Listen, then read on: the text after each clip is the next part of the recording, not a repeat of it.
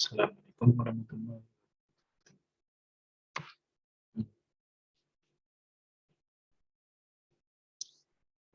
Saya Ahmad Rifki Afandi, NPM 1418631 akan menjelaskan mempresentasikan rangkuman antar Avengers yang NPM belakangnya 1 itu dapat jurnal 1, 2, dan 3. Yang pertama ada analisis kecelakaan dan insiden yang terjadi selama transportasi barang-barang berbahaya yang dikemas melalui laut. Sini telah terjadi kecelakaan serius yang melibatkan transportasi laut peti kemas barang berbahaya dalam beberapa tahun terakhir, termasuk kebakaran yang mengakibatkan kematian dan hilangnya kapal kontainer Sea Elegance pada tahun 2003, ledakan dan kebakaran di Hyundai Fortune pada tahun 2006, dan ledakan dan kebakaran di Zim Haifa pada tahun 2007. Bajis mengatakan bahwa di banyak rute pelayaran, barang-barang berbahaya diangkut di sekitar 10% modal. Beach Group 2002 melaporkan bahwa kapal kontainer kadang-kadang dapat membawa sebanyak 10-40% kargo berbahaya. Mawson 2003 juga mengatakan bahwa pengangkutan barang berbahaya yang aman adalah salah satu tantangan paling serius untuk pengiriman peti kemas. Operator kapal menerima peti kemas yang tertutup dan disegel, dan dengan demikian tidak dapat memastikan dengan pasti bahwa isinya telah disimpan, diamankan, disiapkan, dan benar untuk pengangkutan. Bahkan sifat isinya sendiri tidak dapat dipastikan dengan pasti. Hasil program pemeriksaan yang dilakukan pada tahun 2008 menunjukkan bahwa rata-rata 34% dari unit yang diperiksa tercatat memiliki kekurangan untuk 11 negara yang dilaporkan di IMO. Tujuan tadi Darbra dan Kasal 2004 tentang kecelakaan besar yang melibatkan bahan berbahaya di fasilitas pelabuhan menemukan dampak sebagai penyebab utama, termasuk tabrakan kapal atau darat, kapal dan kapal, dan kendaraan darat. Pengamatan ini didasarkan pada data kecelakaan yang terjadi selama pengangkutan, pengolahan, dan penyimpanan bahan berbahaya. Untuk mengidentifikasi dan mengkategorikan faktor-faktor utama yang berkontribusi terhadap pelepasan barang berbahaya yang dikemas kapal, memperkirakan distribusi setiap kategori dan membandingkan distribusi faktor yang berkontribusi untuk kumpulan data yang berbeda melalui analisis empiris. Untuk memperkirakan kontribusi pelepasan barang berbahaya terhadap total tingkat kematian akibat kecelakaan kapal peti kemas.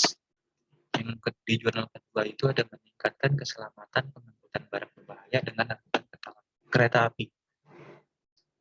Nah, latar belakang itu pengangkutan barang berbahaya harus sesuai dengan aturan yang berlaku untuk pengangkutan tersebut agar barang tersebut dapat sampai di tempat tujuan dengan selamat.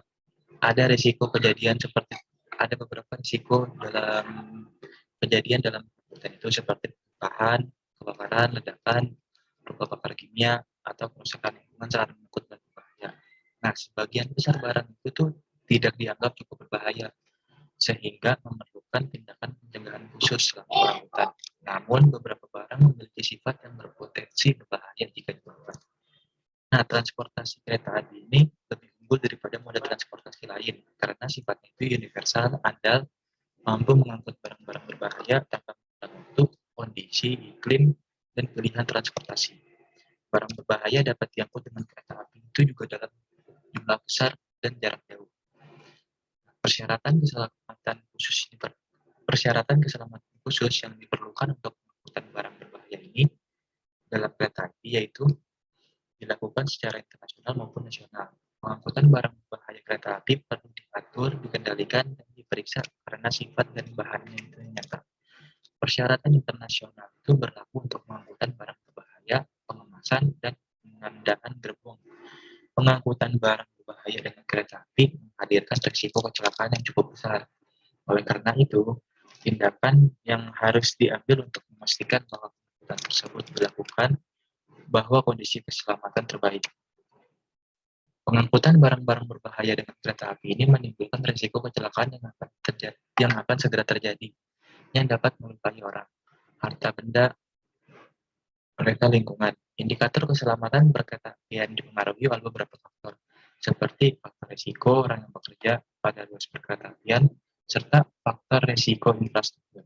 Infrastruktur itu mencakup fasilitas dan sistem dasar yang melayani wilayah suatu negara terhadap layanan dan fasilitas yang diperlukan agar perekonomiannya berfungsi. Tujuan dari jurnal ini itu untuk menganalisis dan mengidentifikasi risiko utama yang terkait dengan pengangkutan barang berbahaya dengan kereta api, serta untuk mengidentifikasi dan menilai faktor utama transportasi yang aman untuk mengurangi risiko kecelakaan dan memberi rekomendasi tentang cara mengangkut barang berbahaya dengan aman. Nah, ada juga jurnal yang ketiga, yaitu penetapan arus lalu lintas yang optimal untuk pengiriman yang direncanakan dalam transportasi barang berbahaya. Latar belakang pengangkutan barang berbahaya atau DG itu mewakili sekitar 41% dari total kinerja ton kilometer barang jalan transportasi pada tahun 2007 di EU 2027, dan selain itu, dua terbesar kategori barang berbahaya yang diangkut melalui jalan darat adalah cairan dan terbakar itu terdapat 58% dan berupa gasnya itu terdapat 20% dalam mode apapun transportasi. Kecelakaan yang melibatkan barang berbahaya dapat menghasilkan bahaya seperti kebakaran, ledakan, kebocoran, bahan kimia, dan pencemaran lingkungan, serta kemungkinan mempengaruhi daerah di luar lokasi kecelakaan yang sebenarnya. Masalah untuk mengoptimalkan perutaan dan penjadwalan DG perlu mengatasi trade-off antara biaya ekonomis ke perusahaan yang mengelola Ditjen Perhubungan dan sekaligus waktu, biaya sosial, potensi risiko bagi orang dan masyarakat. Kedua faktor ini itu biasanya saling bertentangan satu sama lainnya, karena konsekuensi besar yang melibatkan kecelakaan di jalan dapat menghasilkan bagi penduduk, lingkungan, dan untuk infrastruktur jalan. Penting untuk mengembangkan metodologi untuk menentukan jalur pengiriman truk DG dengan mengoptimalkan risiko dan biaya ekonomisnya. Nah, di Italia itu Kementerian Transportasi Nasional dan Infrastruktur saat ini sedang diusulkan ke perusahaan besar terlibat dalam transportasi Ditjen untuk menyatakan seluruh perjalanan harian, perencanaan, dan rute diharapkan dicakup oleh truk mereka. Ini mungkin merupakan pendekatan yang sangat menarik untuk dialokasikan kembali perjalanan siang hari berdasarkan kepadatan barang berbahaya di sepanjang jalan. Nah, pemilihan rute yang cermat yang digunakan untuk pengiriman DG ini dapat mengurangi populasi dan risiko lingkungan. Tetapi di sisi lain, rute waktu paling sedikit untuk truk melewati perkotaan daerah menempatkan banyak orang dalam bahaya.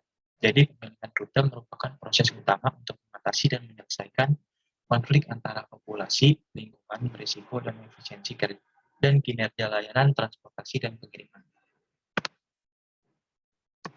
Sekian presentasi dari saya. Assalamualaikum warahmatullahi wabarakatuh.